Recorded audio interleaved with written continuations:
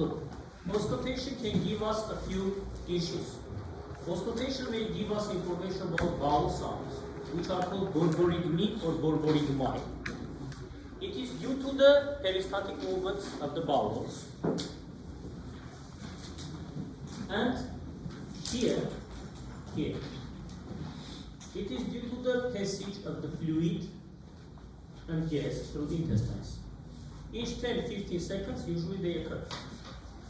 Now, if you see a surgeon with a stethoscope who is auscultating abdominal cavity, you will be surprised, because it's very important in surgery to listen to this borborygmi or borborygmi, especially after operations. They should be sure that bowels have started to work again. Peristaltic movements are restored. Also, they are absent, for example, if we have obstruction, if we have paralytic ileus pseudo-obstruction. So these are issues. They may be hyperactive in case of diarrhea. They may be silent in these cases which I just told. So first we may get, if about abdomen, we may get bowel sounds, borborygmi or borborygmi. We'll speak about this. It's enough to listen in any of quadrants because they have enough high intensity. It is first. Second, we may have problems about with the arteries, abdominal aorta and its branches. For example, in renal artery stenosis, it is usually due to stenosis or due to aneurysm, a iliac artery, or due to renal artery or aneurysm of the abdominal aorta itself. We have sounds due to tubular flow, which are called not murmurs here, but bruits.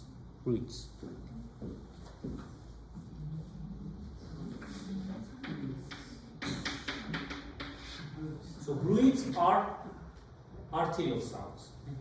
Also, we have venous hums, when we may have increased pressure and turbulent blood flow in portal system, in portal hypertension. So arterial, venous. And second, we may have friction rubs. It is due to inflammation of the surrounding tissue of the liver or spleen. So in perihepatitis, for example, or perisplenitis.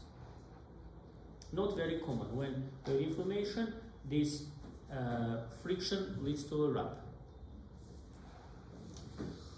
Let's go. Place a diagram of the stethoscope to the right of the umbilicus. It's enough usually. Vowel sounds, borborygmi, are caused by peristaltic movements, occur every 5-10 seconds. Absence of vowel sounds, paralytic ileus or peritonitis. Yes, I forgot to the loss of peritonitis. Bruits over aorta and renal artery region, according to their anatomical position. Bruits over aorta and renal artery could be a sign of an aneurysm and stenosis, very often stenosis. And renal artery stenosis, from the last semester, you should have remembered that it is due to, it may lead to secondary arterial hypertension. Renal vascular cause of secondary renal, where renal parenchymal and renal vascular, renovascular bleeding. Second, look, auscultating. It is in this case left part, but doesn't matter. Look, we have hypo and hyperactive sounds, zonal alarm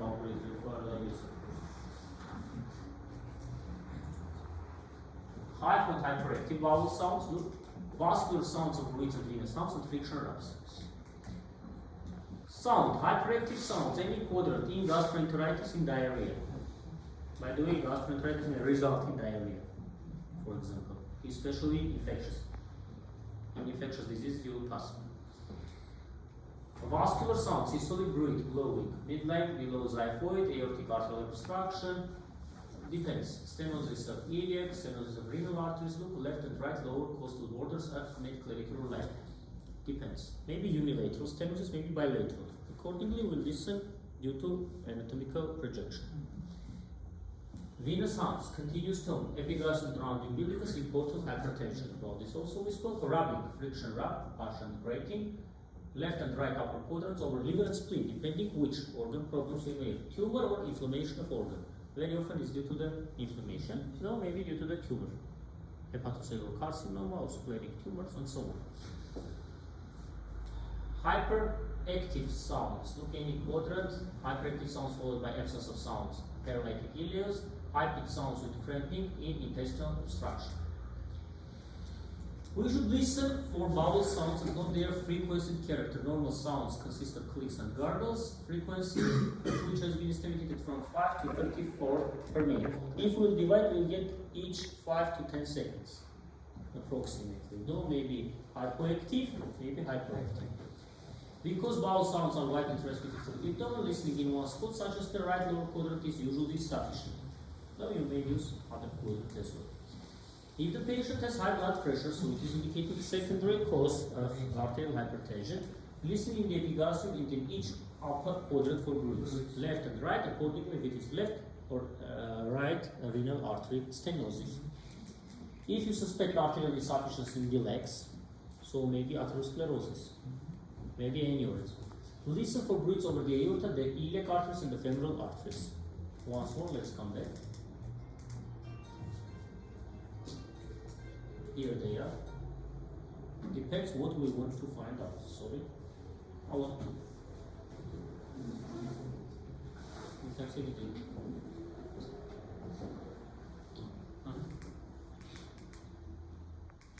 Love, you're taking a drink. Tell us some cover there.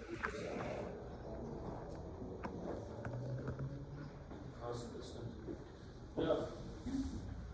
Love.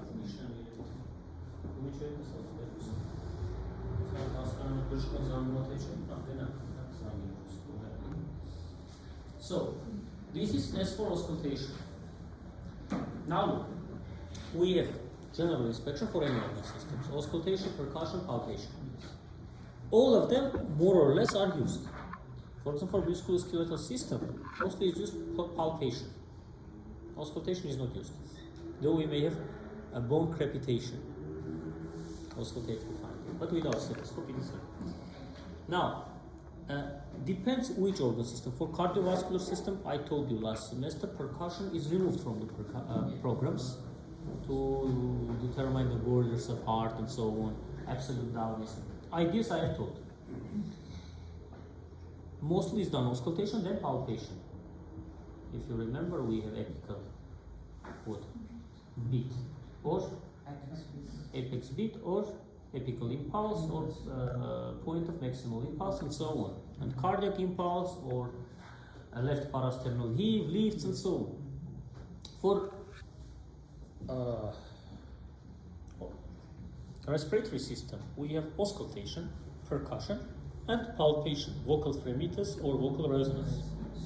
Remember the difference. Some people are coming for the re-exam, still don't know.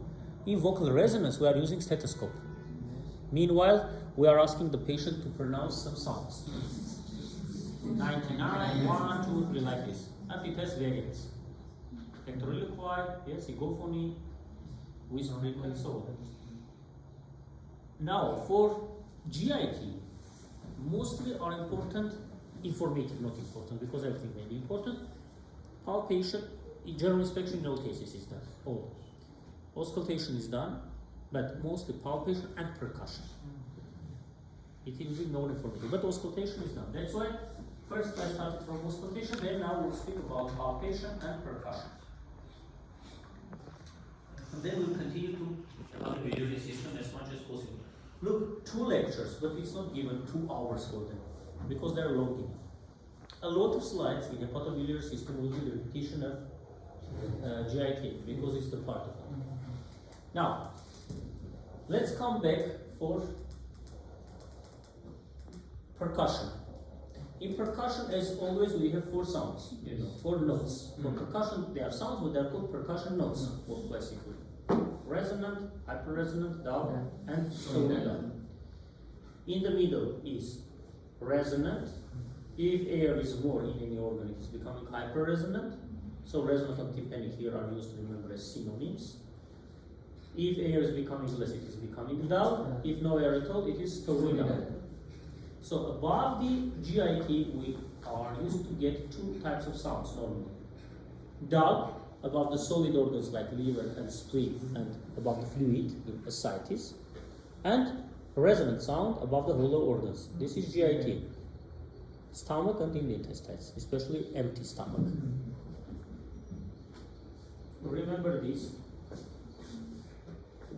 In the middle, usually, is resonant sound, which is called as also tympanic for abdominal cavity. If air is becoming less, it is becoming dull.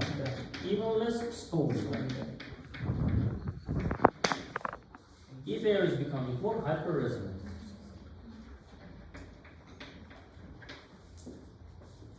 It is for all organ systems. In some sources, in some textbooks, it's written that between hyperresonance and resonant, there is also tympanic, like intermediate variant. But in your program, they are synonyms. Usually the word resonant we are using for the lungs, and tympanic may be used for GIT. Okay? What is the meaning, what is the reason for percussion? Not reason, but physical basis of the method as it is written in your program. We are tapping. Now doesn't matter like this or like this methods, of course, but I mean meaning from this is not changing. Which is making vibrations in the below standing structures. Sound is going and coming back, and depending upon the density, we are getting different sounds. For most of all, here matters amount of air in the underlying structures. Less air, shorter is the sound, it's called dull. More air is called hyperresonant. Now look, if I perform over here, I told you last semester, it's dull sound to be honest, or relatively dull. Now look, here, it has some resonant character. It is made of brick. It is complete stone.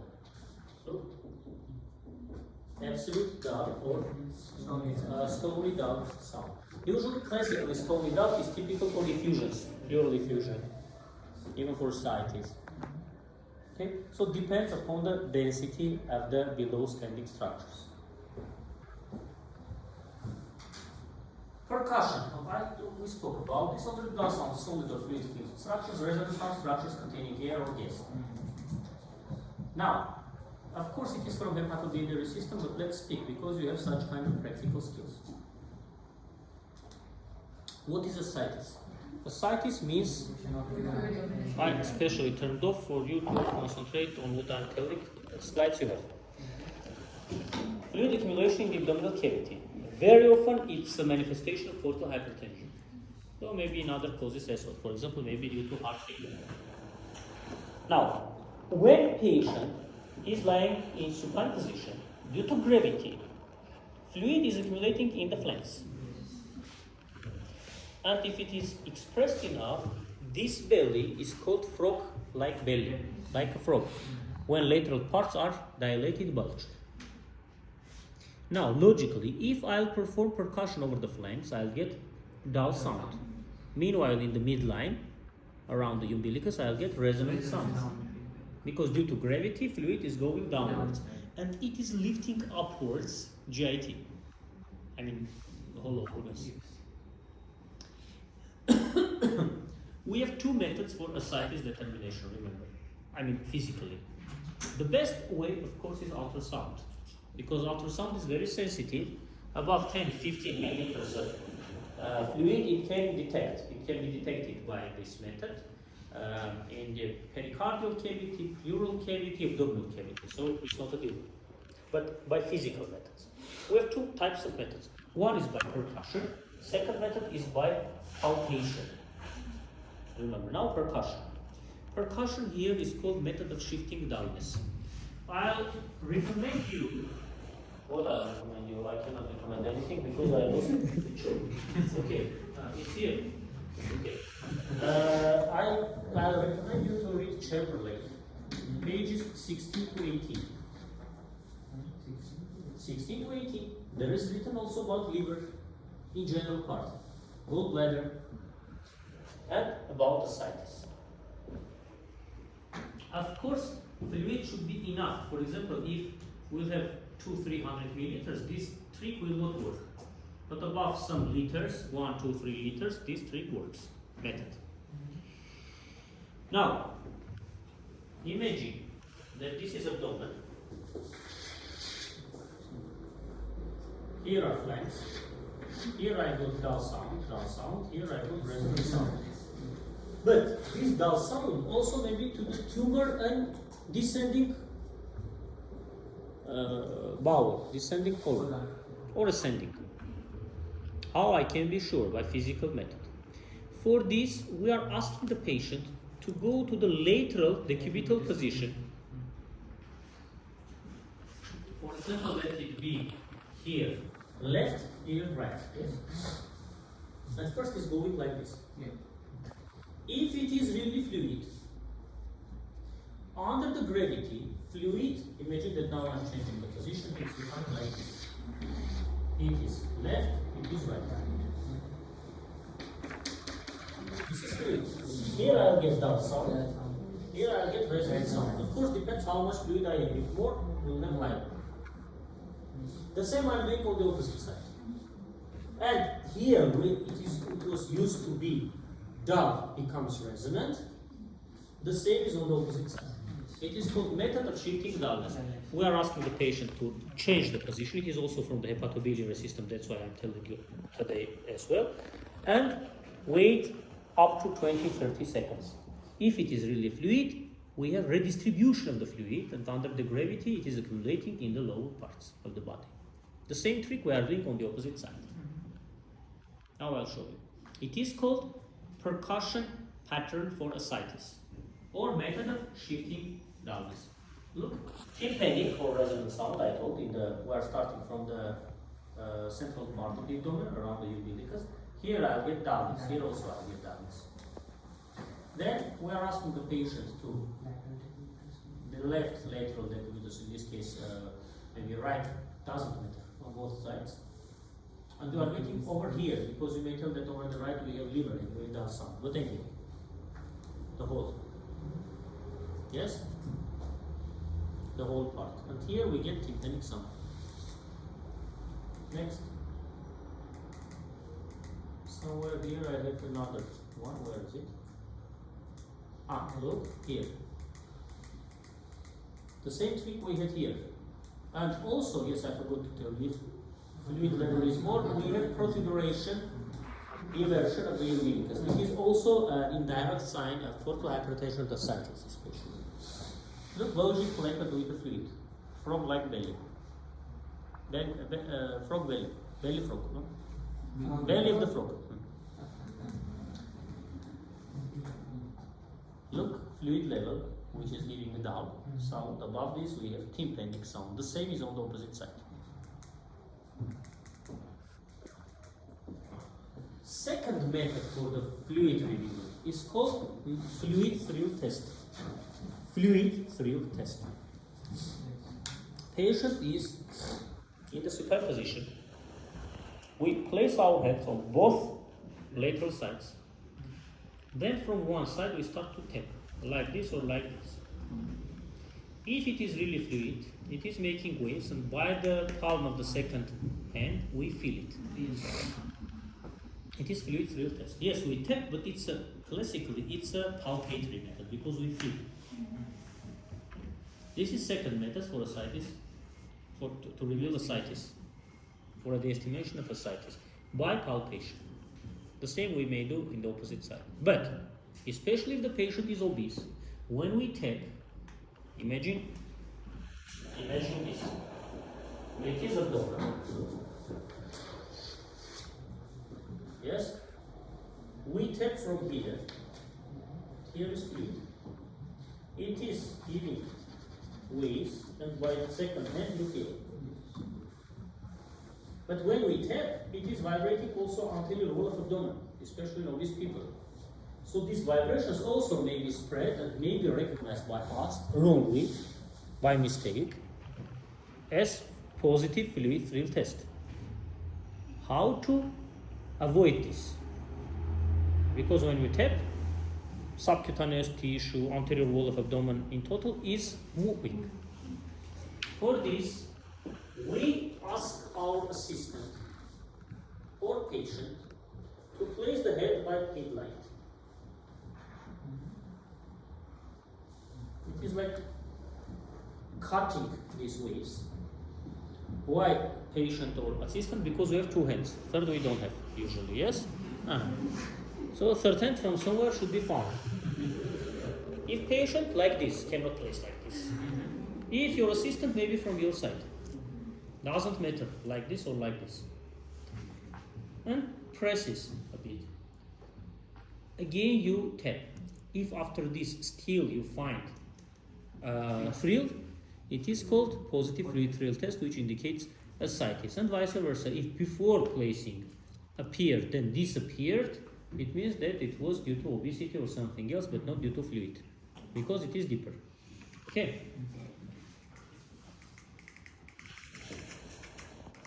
I just want to show you this. Fluid thrill test. Look, place the palm of your left hand against the left side of the abdomen. Flick a finger against the right side of the abdomen. Ask the patient to put the edge of a hand on the midline of the abdomen. Though, of course, as you see, it's not a patient. First of all, patients are not wearing lab coats. Second, from this side, patient cannot come. Yes? Even under or it's hallucination. Impossible. If a ripple is felt upon flicking, we call it a fluid thrill, which is typical for ascites. Usually are using for tapping our dominant hand. Right hand, right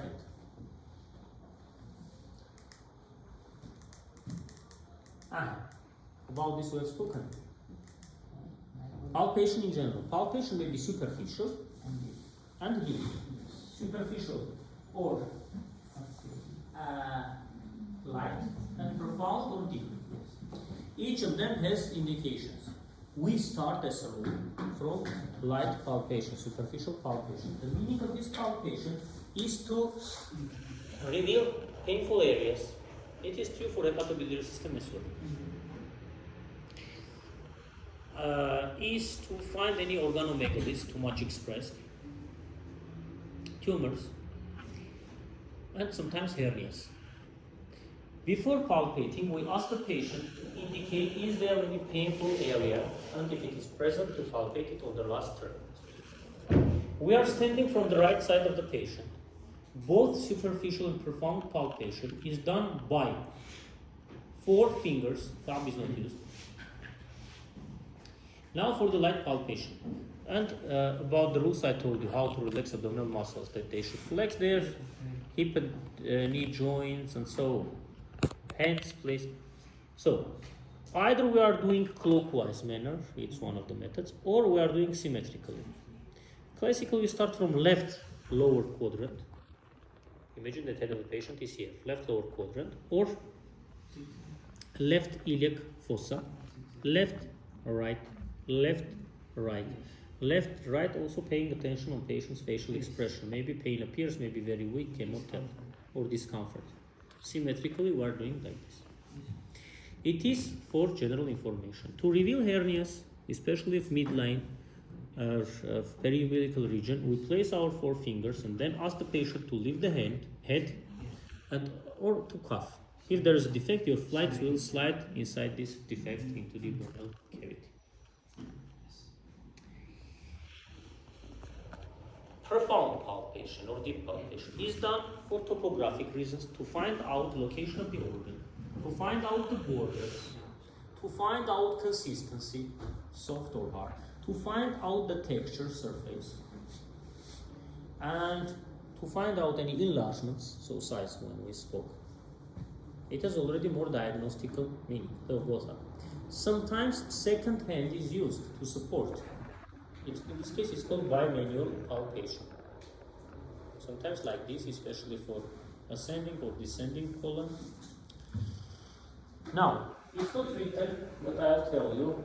Next time I'll remember to bring one textbook. You can take photos from there. It's in Russian, but it doesn't matter. One of the methods for deep palpation is called deep sliding palpation, according to Russian authors. We have 4 movements. Look, first is placement of fingers. Second, making a fold from the skin. Third, dipping, D-I-P-P-I-N-G, dipping.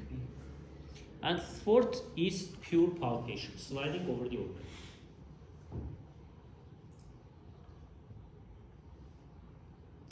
First, placement of fingers. 4 fingers are placed. Of course, for tip, it should be deeper. the tips of the fingers should form a straight line, imaginary line, which is strongly parallel to the organ we want to palpate. For example, let's imagine that here is the head of the patient, here are the legs, here is descending colon. Here is ascending, here is descending colon. Descending colon. Now look, placement of fingers. I place the finger parallel to the organ. Then making a fold from the skin. Not always all these are possible, especially very obese people. Sometimes we cannot palpate anything. Very easy to palpate from this, GIT I mean, not liver and spleen, not solid organs, especially this sigmoid colon. Especially in the mornings before defecation, it is coming more superficial around its topography, around its projection, we may easily palpate. Okay, so we get these fingers. Then we are making a skin fold. In this case, it should be away from the umbilicus, like this. Then you are dipping. Then on inspiration, you are sliding over the organ. So making away from the umbilicus and sliding over the organ. Here opposite. I'll show you this. Okay, 4 moments we have for palpation. By this we may understand